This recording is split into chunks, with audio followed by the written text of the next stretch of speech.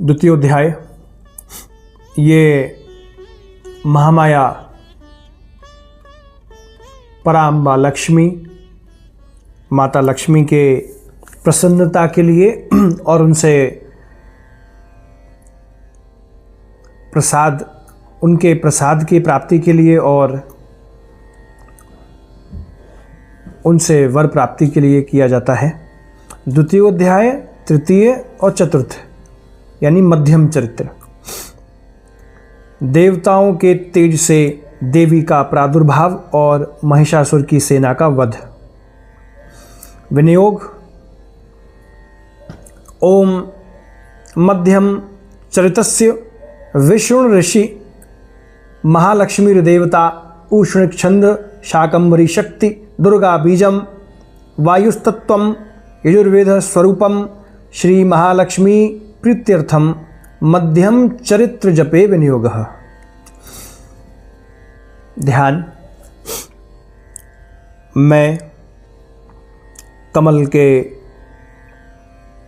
आसन पर बैठी हुई प्रसन्न मुख वाली महिषासुर मर्दिनी भगवती महालक्ष्मी का भजन करता हूँ, जो अपने हाथों में अक्षमाला, फरसा, गदा, बाण, वज्र, पद्म, धनुष, कुंडिका, दंड, शक्ति, खड्ग, ढाल, शंख, घंटा, मधुपात्र, शूल, पाश और चक्र धारण करती हैं।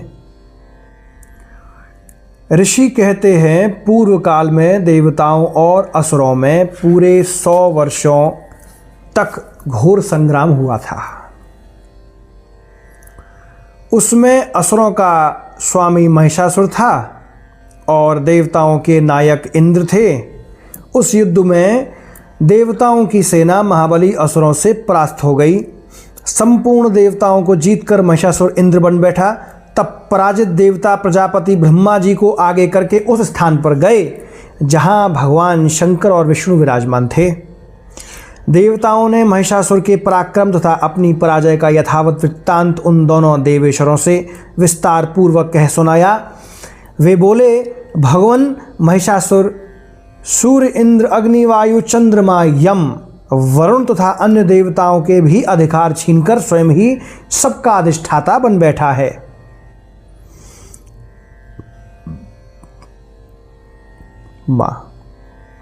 उस दुरात्मा महिष ने समस्त देवताओं को स्वर्ग से निकाल दिया है। अब वे मनुष्यों की भांति पृथ्वी पर विचरते हैं। दैत्यों की यह सारी करतूत हमने आप लोगों से कह सुनाई। अब हम आपकी शरण में आए हैं, उसके वध का कोई उपाय सोचिए।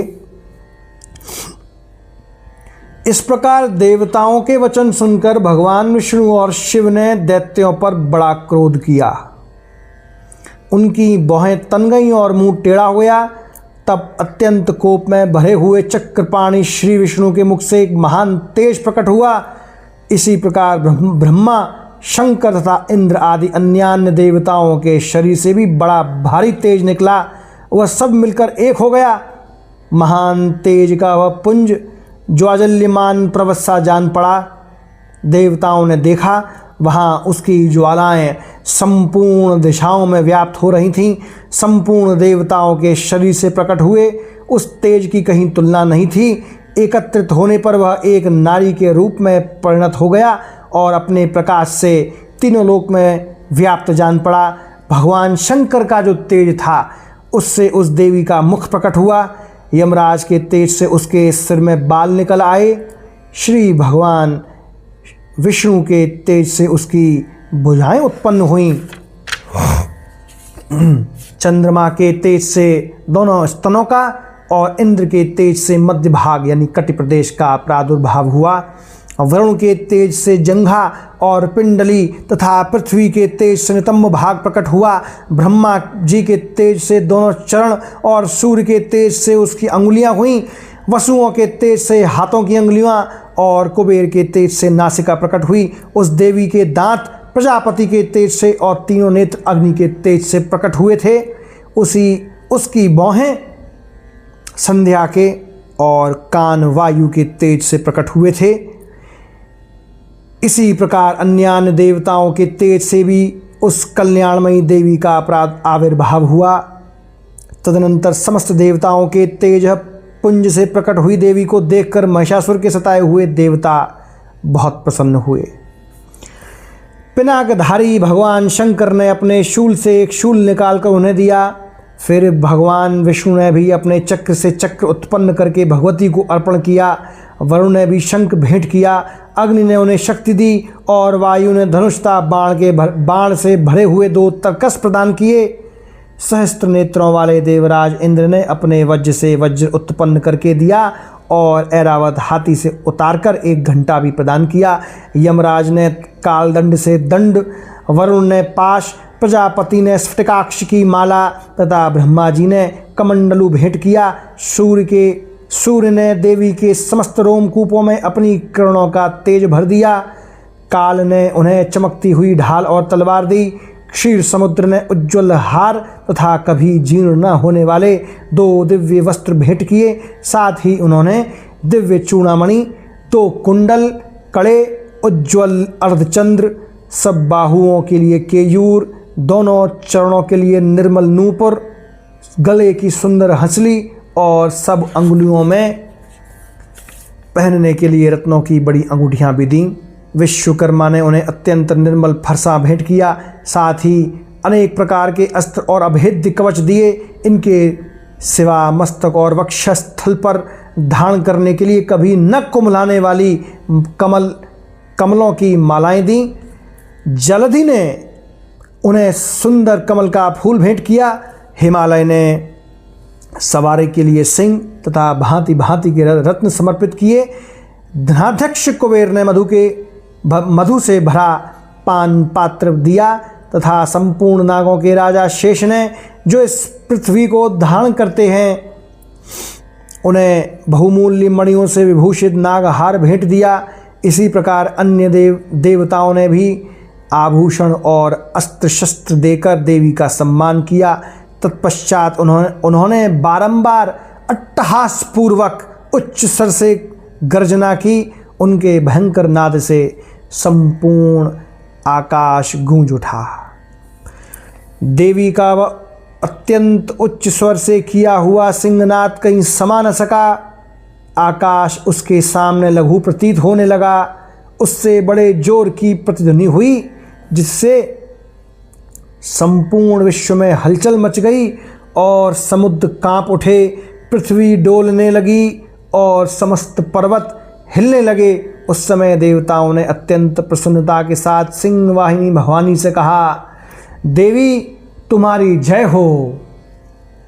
साथ ही महर्षियों ने भक्ति भाव से विनम्र होकर उनका स्तवन किया। संपूर्ण त्रिलोकी को क्षोभग्रस्त देख दैत्यगण अपनी समस्त सेना को कवच आदि से सज्जित कर हाथों में हथियार ले सहसा उठकर खड़े हो गए। उस समय महिषासुर ने बड़े क्रोध में आकर कहा, ये क्या हो रहा है? फिर वह संपूर्ण असुरों से घिरकर उस सिंहनाद की ओर लक्ष्य करके दौड़ा और आगे पहुंचकर उसने देवी को देखा, जो अपनी प्रभा से तीनों लोकों को प्रकाशित कर रही थी। उसके चरणों के भार से पृथ्वी दबी जा रही थी। माथे के मुकुट से आकाश में रेखा सी खिंच रही थी तथा वे अपनी धनुष की टंकार से 7 पातालों को क्षुब्ध किए देती थीं। देवी अपने हजारों भुजाओं से संपूर्ण दिशाओं को आच्छादित करके खड़ी थीं। तदनंतर उनके साथ दैत्यों का युद्ध छिड़ गया। नाना प्रकार के अस्त्र शस्त्रों के प्रहार से संपूर्ण दिशाएं उद्भासित होने लगीं। चिक्षुर नामक महाअसुर महिषासुर का सेनानायक था। वह देवी के साथ युद्ध करने लगा। अन्य दैत्यों की चतुरंगणी सेना साथ लेकर चामर भी लड़ने लगा। 60,000 रथियों से के साथ आकर उदग्र नामक महादैत्य ने लोहा लिया। 1 करोड़ रथियों को साथ लेकर महाहनु नामक दैत्य युद्ध करने लगा, जिसके रोए तलवार के समान तीखे थे। वह असिलोमम नामक महादैत्य 5 करोड़ रथी सैनिकों सहित युद्ध में आ डटा। 60 लाख रथियों से घिरा हुआ बाष्कल नामक दैत्य भी उस युद्ध भूमि में लड़ने लगा। परिवारित नामक राक्षस हाथी सवार और घुड़सवारों के अनेक दलों तथा 1 करोड़ रथियों की सेना लेकर युद्ध करने लगा। बिडाल नामक दैत्य 5 अरब रथियों के साथ घिरकर लोहा लेने लगा। इनके अतिरिक्त और भी हजारों महादैत्य रथ, हाथी और घोड़ों की सेना साथ लेकर वहां देवी के साथ युद्ध करने लगे। स्वयं महिषासुर उस रणभूमि में कोटि कोटि शस्त्र रथ, हाथी और घोड़ों की सेना से घिरा हुआ खड़ा था। वे दैत्य देवी के साथ तोमर, भिंदीपाल, शक्ति, मूसल, खड्ग, परशु और पट्टिश आदि अस्त्र शस्त्रों का प्रहार करते हुए युद्ध कर रहे थे। कुछ दैत्यों ने उन पर शक्ति का प्रहार किया, कुछ लोगों ने पाश फेंके तथा कुछ दूसरे दैत्यों ने खड्ग प्रहार करके देवी को मार डालने का उद्योग किया। देवी ने भी क्रोध में भरकर खेल खेल में भी अपने अस्त्र शस्त्रों की वर्षा करके दैत्यों के वे समस्त अस्त्र शस्त्र काट डाले। उनके मुख पर परिश्रम या थकावट का रंच मात्र भी चिन्ह नहीं था। देवता और ऋषि उनकी स्तुति करते थे और वे भगवती परमेश्वरी दैत्यों के शरीरों पर अस्त्र शस्त्रों की वर्षा करती रहीं। देवी का वाहन सिंह भी क्रोध में भरकर गर्दन के बालों को हिलाता हुआ उस असुरों की सेना में इस प्रकार विचरने लगा, मानो वनों में दावानल फैल रहा हो। रणभूमि में दैत्यों के साथ युद्ध करती हुई अंबिका देवी ने जितने निश्वास छोड़े वे सभी तत्काल सैकड़ों हजारों गणों के रूप में प्रकट हो गए और परशु, भिंदीपाल, खड्ग तथा पट्टिश आदि अस्त्रों द्वारा असुरों का सामना करने लगे। देवी की शक्ति से बढ़े हुए वे गण असुरों का नाश करते हुए नगाड़ा और शंख आदि बाजे बजाने लगे। उस संग्राम महोत्सव में कितने ही गण मृदंग बजा रहे थे।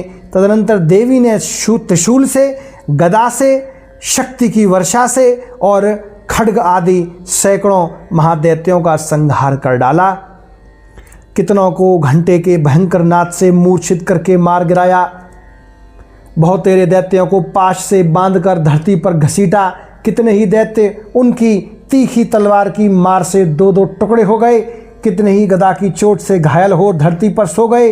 कितने ही मूसल की मार से अत्यंत आहत हो रक्त वमन करने लगे। कुछ दैत्य शूल से छाती फट जाने के कारण पृथ्वी पर ढेर हो गए। उस रणांगण में बाण समूहों की वृष्टि से कितने ही असुरों की कमर टूट गई। बाज की तरह झपटने वाले देवी पीड़क दैत्यगण अपने प्राणों से हाथ धोने लगे। किन्हीं की बाहें छिन्न भिन्न हो गईं, किन्हीं की गर्दनें कट गईं, कितने ही दैत्यों के मस्तक कट कट कर गिरने लगे। कुछ लोगों के शरीर मध्य भाग में ही विदीर्ण हो गए। कितने ही महादैत्य जांघें कट जाने से पृथ्वी पर गिर पड़े। कितनों को ही देवी ने 1 बाह, 1 पैर और 1 नेत्र वाले करके 2 टुकड़ों में चीर डाला। कितने ही दैत्य मस्तक कट जाने पर भी गिरकर फिर उठ जाते और केवल धड़ के ही रूप में अच्छे हथियार हाथ में ले देवी के साथ युद्ध करने लगते थे। दूसरे कबंद युद्ध के बाजों की लय पर नाचते थे। कितने ही बिना सिर के धड़ हाथों में खड्ग, शक्ति और इष्टि लिए दौड़ते थे तथा दूसरे महादैत्य ठहरो ठहरो यह कहते हुए देवी को युद्ध के लिए ललकारते थे। जहाँ वह घोर संग्राम हुआ था वहाँ की धरती देवी के गिराए हुए रथ, हाथी, घोड़े और असुरों की लाशों से ऐसी पट गई थी कि वहाँ चलना फिरना असंभव हो गया था। दैत्यों की सेना में हाथी, घोड़े और असुरों के शरीर से इतनी अधिक मात्रा में रक्तपात हुआ था कि थोड़े ही देर में वहाँ खून की बड़ी बड़ी नदियाँ बहने लगीं। जगदम्बा ने असुरों की विशाल सेना को क्षण भर में नष्ट कर दिया, ठीक उसी तरह जैसे तृण और काठ के भारी ढेर को आग कुछ ही क्षणों में भस्म कर देती है। और वह सिंह भी गर्दन के बालों को हिला हिलाकर जोर जोर से गर्जना करता हुआ दैत्यों के शरीर से मानो उनके प्राण चुने लेता था। वहां देवी के गणों ने भी उन महादैत्यों के साथ ऐसा युद्ध किया जिससे आकाश में खड़े हुए देवतागण उन पर बहुत संतुष्ट हुए और फूल बरसाने लगे।